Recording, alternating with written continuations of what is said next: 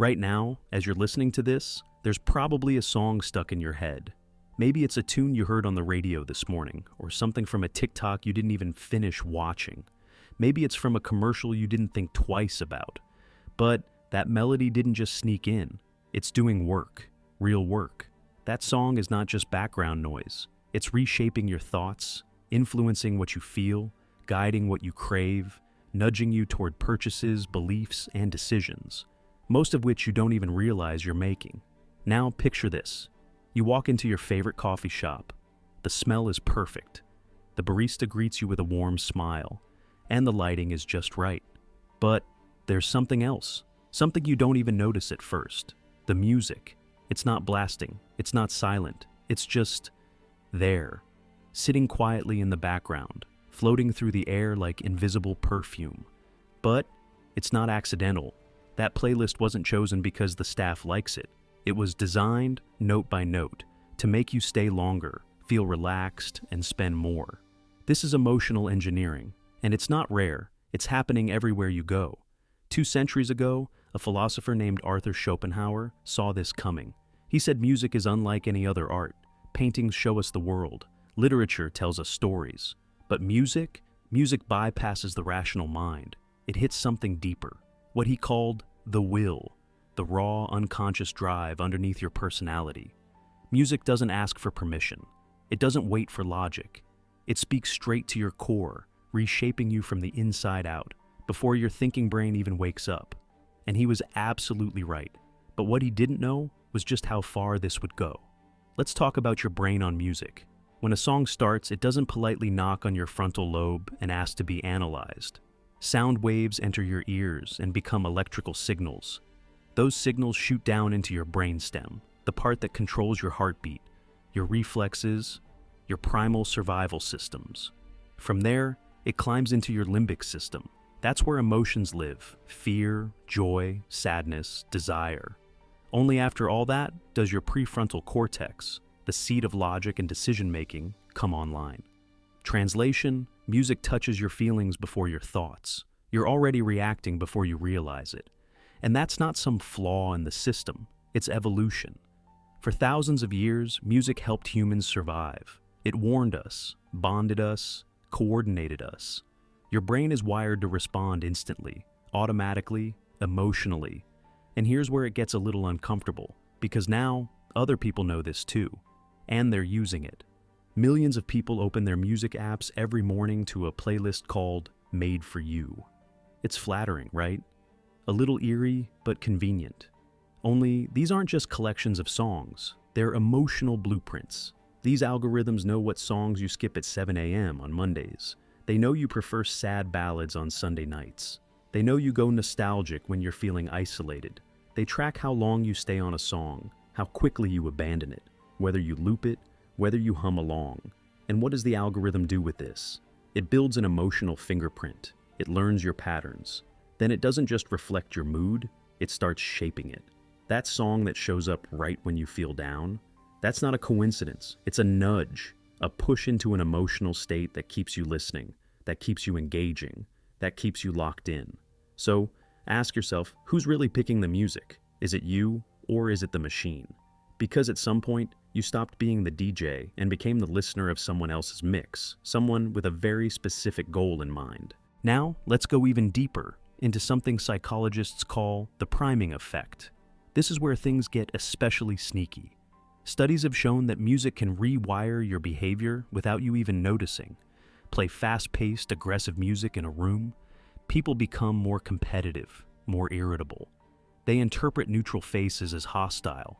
They're more likely to choose aggressive solutions to simple problems. Play soft, slow music in a restaurant, customers linger longer, eat slower, spend more. Play patriotic music in a store, shoppers gravitate toward products made in their own country. Classical music in a wine shop, customers pick the more expensive bottles. None of these people knew they were being influenced. They weren't aware the music was changing their choices. They thought they were in control, but the truth is, they were being gently steered the entire time. It's not just theory. Big companies already use this to boost profits. Fast food chains discovered that slow music makes customers eat slower, which clogs up tables. So they switched to faster tracks, speeding up eating time and boosting turnover. It worked. But then they went further. They found specific tempos that increase appetite, frequencies that create urgency, even genres that make people feel safer, more nostalgic, more likely to spend on comfort food. You think you're just grabbing a burger or a cup of coffee. But what's really happening is a finely tuned psychological experiment, and the test subject is you. And it doesn't stop there. Your musical preferences, the ones you think are personal and private, are becoming valuable data. Dating apps are analyzing musical taste to match people. Turns out your playlist can predict compatibility better than your bio. Employers in tech and creative fields are quietly experimenting with using music preferences to filter job candidates, looking for correlations between genres and personality traits like creativity, focus, or adaptability. Even health researchers are jumping in. Some early studies are suggesting links between the kind of music you listen to and your levels of stress, anxiety, even heart health. Insurance companies are watching closely. Streaming platforms are selling anonymized data to marketing firms, who now know which playlists to target for what emotions, at what time of day, and which products to match them with. This is already a billion-dollar industry. Your playlist isn't just entertainment anymore. It's a window into your emotional life. And there are people peering through it, taking notes. But what happens when that window becomes a mirror and you start becoming what you consume? That's the part no one wants to talk about. Because music doesn't just reflect your identity, it shapes it.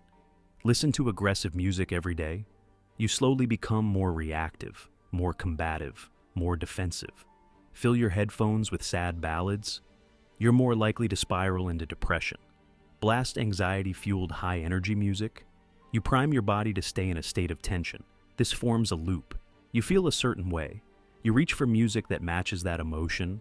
That music intensifies the feeling, and then the cycle repeats, again and again, until one day, that feeling becomes your personality. But here's the nightmare scenario. What if you're not even choosing the music anymore? What if the algorithm, designed not for your well-being but for maximum engagement, is feeding you a constant drip of emotional manipulation? What if it's keeping you in a state of stress, nostalgia, loneliness, or craving because that's when you consume the most? Schopenhauer warned us about this. He said that when we lose ourselves in music, we surrender something deeper, our will. We become part of something bigger than us, something we don't control. That's the double-edged sword. Music can lift us out of anxiety, ego, and fear. It can connect us to something timeless. But if we surrender without awareness, we also give up our agency. And someone else decides where we go. That used to be a philosophical idea. Now, it's a business model. Modern neuroscience has confirmed what Schopenhauer could only guess. Music doesn't just touch your emotions. It hijacks your brain. It activates the same reward circuits as drugs, sex, and sugar. Dopamine floods your system when your favorite song hits the chorus. Your brain craves that hit. You become addicted to the mood, to the artist, to the feeling, without even knowing it. And it goes deeper. Music gets encoded across multiple regions of your brain. Emotion, memory, even movement. That's why songs from your teenage years hit harder than anything you hear today. They're not just sounds, they're time machines. They hold your memories, your pain, your identity. One song and you're 16 again. One verse and you're heartbroken, or in love, or standing on the edge of some life-altering moment. And when we listen to music together, our heartbeats sync, our emotions align. Our brainwaves literally begin to mirror one another. That's the power of concerts, of anthems, of collective chanting. It's why music is used in political rallies, protests, religious rituals. It doesn't just unify, it rewires group consciousness. Now, imagine the people designing the algorithms know all of this. And they're not just curating playlists, they're curating your identity. Every time you share that Spotify-wrapped post, these were your top songs. This is your vibe. This is who you are. You're reinforcing the story they've written for you. But if they selected 80% of the songs you heard, are you really discovering yourself? Or are you being told who to be? Let's run an experiment. Tomorrow morning, resist the urge to open your music app. Don't press play. Don't scroll your favorites. Just sit. in silence. 5 minutes. Let your mind settle. Then ask yourself, what do I actually want to feel? What emotion do I want to build today? And only then, deliberately choose music that feeds that. Not the algorithm, not the autoplay. You. It's harder than you think. But you'll notice something. The moment you take control, you regain mental energy, you feel grounded, you become the architect of your emotional state. You're no longer a passenger in your own mind. There's a growing movement. People are calling it musical sovereignty. They're deleting streaming apps, buying physical albums, creating playlists with intention, like crafting a meal, practicing musical fasting, choosing moments of silence to reset their brain. They're tracking how music affects their sleep, their focus, their mood. They're treating music like medicine because that's exactly what it is. Most of your listening, it happens unconsciously. At the gym, in the car, at the store, in TikToks, ads, waiting rooms. All of it shapes your state. And the scariest part? You don't even notice. But the manipulation isn't just personal, it's cultural. Each generation has its soundtrack, and each soundtrack has shaped how people think, love, fight, and believe.